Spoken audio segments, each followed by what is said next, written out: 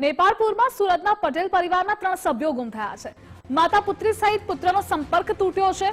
અડાજણના માધવનગરમાં પરિવાર રહે છે.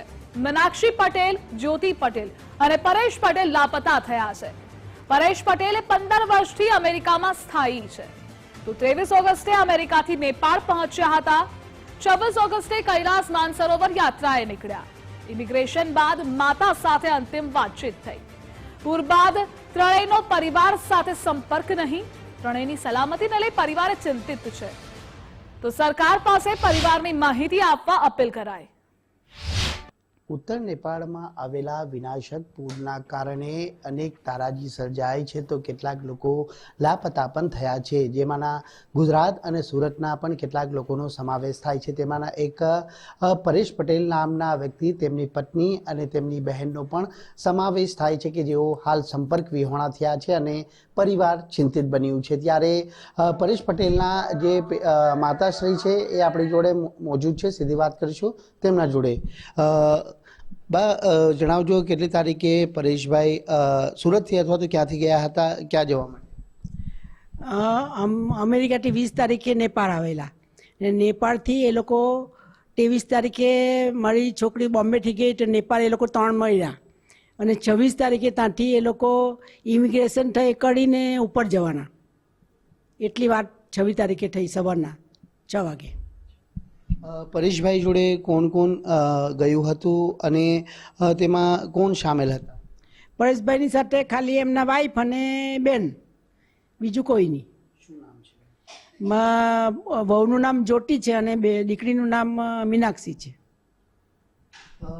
પરેશભાઈ શું કરે છે અને શું સુરતથી બિલોંગ કરે છે કે પછી અમેરિકા? ના, અમેરિકાથી. અમેરિકા કોમ્પ્યુટર એન્જિનિયર છે અને કંપનીમાં કામ કરે છે. ને મીનાક્ષી છે તે ડૉક્ટર છે ડેન્ટની, મુંબઈમાં. કેટલા વર્ષથી અમેરિકામાં સ્થાયી થયા છે? 15 વર્ષ. 15 વર્ષથી છે મારો દીકરો અમેરિકામાં. અને મીનાક્ષી તો 65ની બોર્ન થઈ ત્યાંની મુંબઈમાં જ છે. કેટલો ચિંતાનો વિષય છે? પરિવારના 3 સભ્યો જોડે સંપર્ક નથી થઈ શક્યો.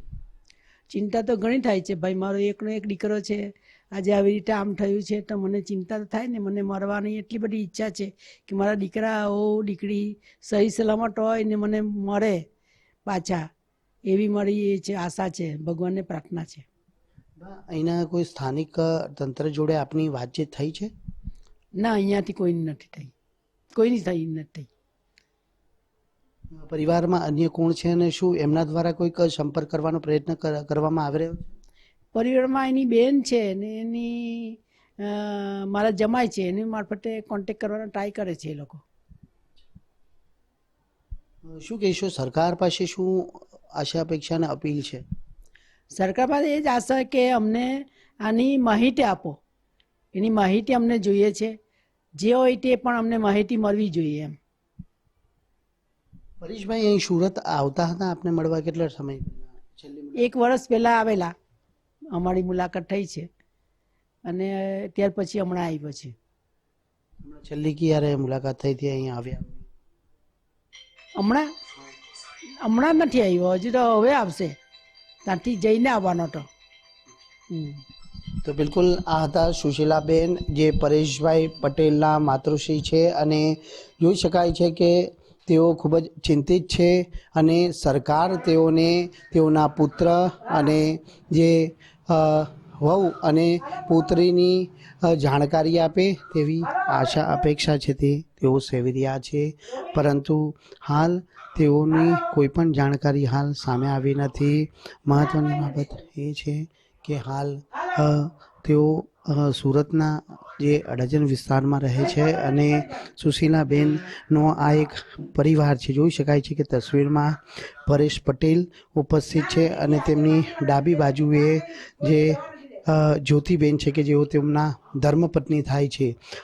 જો કે પરેશ પટેલ અને જે જ્યોતિબેનની સાથે પરેશ પટેલના બહેન મીનાક્ષીબેન પણ જે નેપાળની જે કૈલાસ માનસરોવરની યાત્રાએ ગયા છે અને હાલ તેઓ સંપર્ક વિહોણા થયા છે. ત્યારે પરિવાર એક જ આસ લગાવી બેઠું છે કે આ પરિવારના 3 સભ્યો સુરક્ષિત અને સલામત રીતે પરત પોતાના ઘરે ફરે. કેમેરામેન વિરલ વ્યાસ સાથે રાકેશ બ્રહ્મભટ્ટ, ગુજરાત ફર્સ્ટ, સુરત.